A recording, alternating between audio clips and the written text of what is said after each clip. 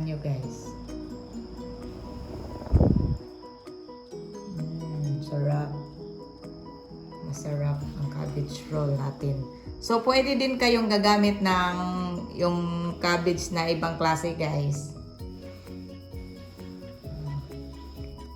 Pwede din ito, pwede din yun. Okay.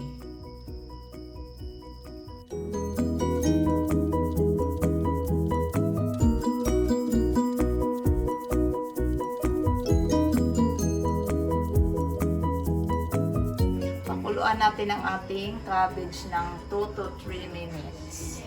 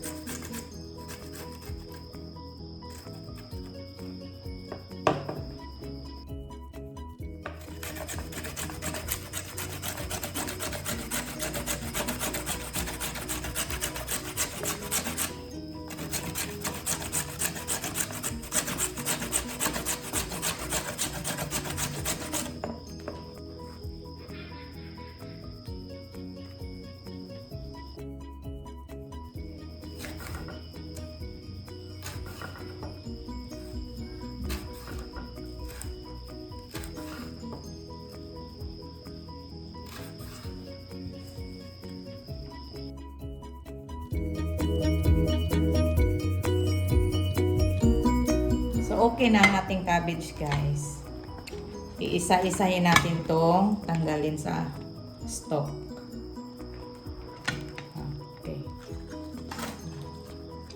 Tanggalin natin to guys. Itong parang buko-buko. Para hindi mahirapan mag-roll.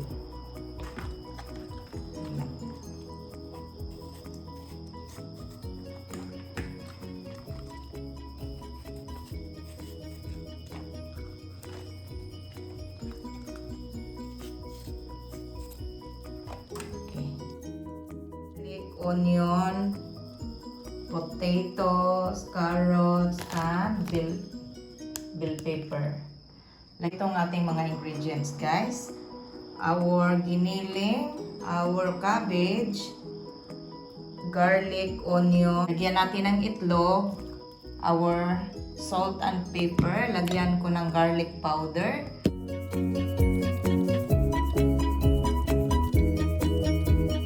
Ito ang ating cabbage roll ngayon, guys, kasi steam natin. Hindi natin i-fry. So, wala siyang mantika. So, steam lang. Okay.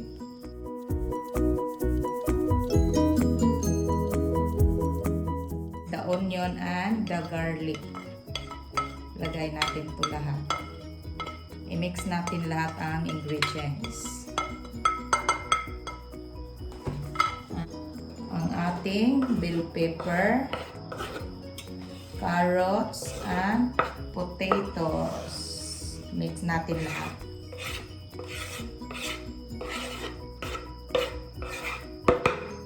Okay.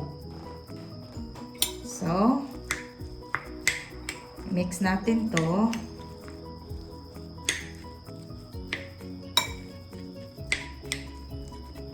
So, lagyan natin to ng salt and pepper. Salt and pepper. Okay, ito lang. Mga 1 tablespoon. And lagyan natin ng garlic powder na 1/2 teaspoon. I-add natin ang ating itlog. Okay. So, para comfortable sa pag-mix, guys, kakamayin ko na lang. Babalutin ko yung kamay ko para mahalo talaga siya.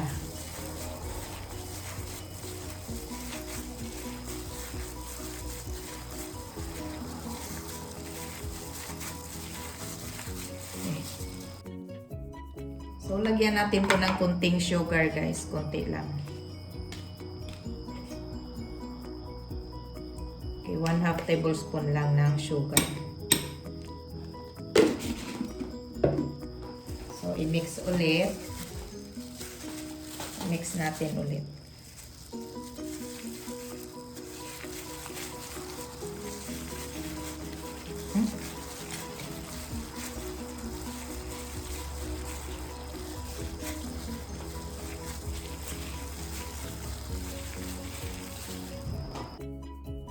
So, ready na, guys. Ibalot na natin. So, no need na maglagay ng breadcrumbs and cornstarch kasi okay na yung texture ng ating giniling dahil sa ating carrots and patatas. So, let's start wrapping, guys.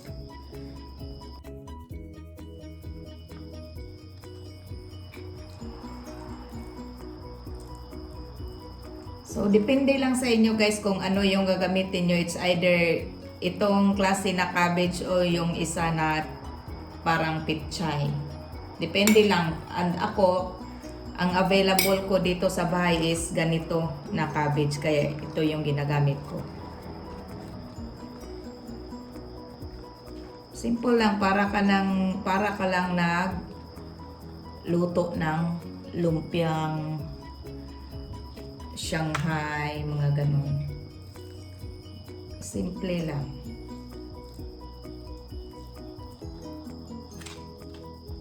Okay, ganito lang, guys.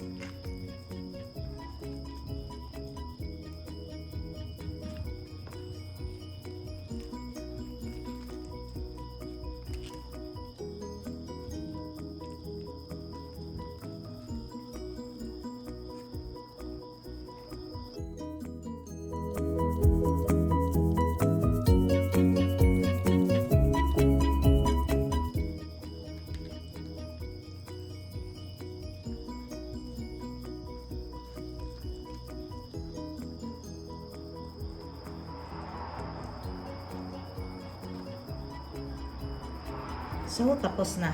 Ito lang, konti lang yung ginawa natin kasi dalawa lang kami dito sa bahay kakain. Okay, prepare natin ang ating steamer. Ito ito na ang ating steamer guys. So, sa recycle shop ko to nabili. So, ilagay na natin ang ating cabbage roll.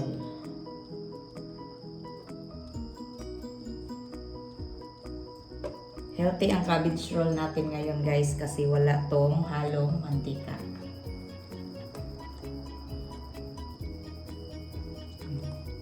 Okay. Ano na lang natin to para isang anuhan lang, isang lutuan lang.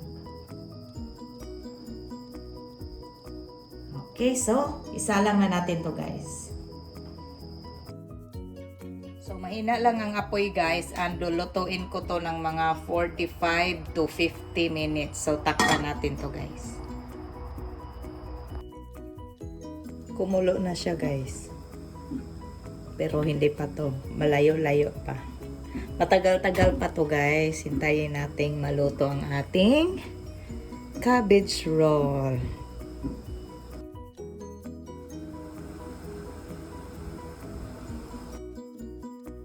Ang bango. Bango na.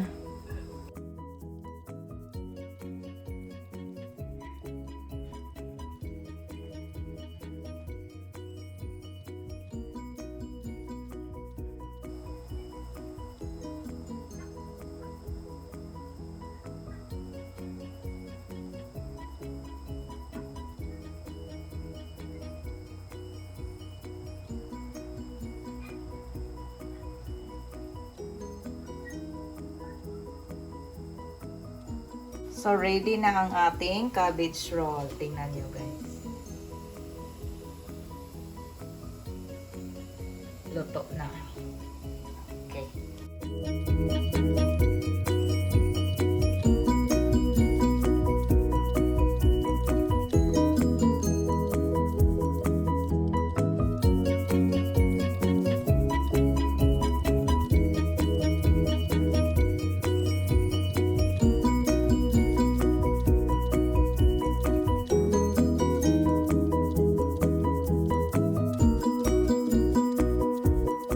Tingnan nyo guys. Try nating i-open. Tadaan! Sarap! Sarap guys. Okay. Tingnan nyo guys. Sarap. Masarap ang cabbage roll natin. So, pwede din kayong gagamit ng yung cabbage na ibang klase, guys. Pwede din ito, pwede din yun. Okay. So, tapos na tayo sa ating recipe na cabbage roll. So, ang cabbage roll natin ngayon, guys, ang recipe natin ngayon is healthy kasi wala tong mantika. Di katulad nung unang i-fry natin, fin-fry natin na mamantika. Ito hindi kasi steam lang ang pagluluto natin ano lang, steam. So, ito na siya guys. Tingnan nyo.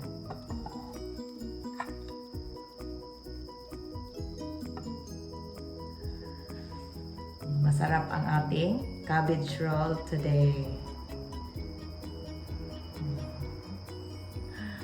So, try this recipe guys and pwede itong i-serve in any occasion and magugustuhan din ng family to.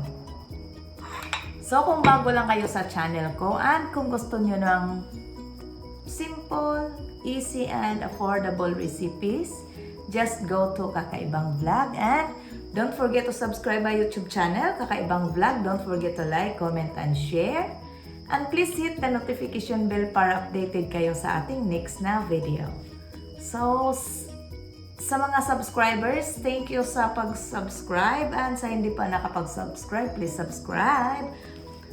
So, thank you so much and God bless us all. Bye! See you on my next video.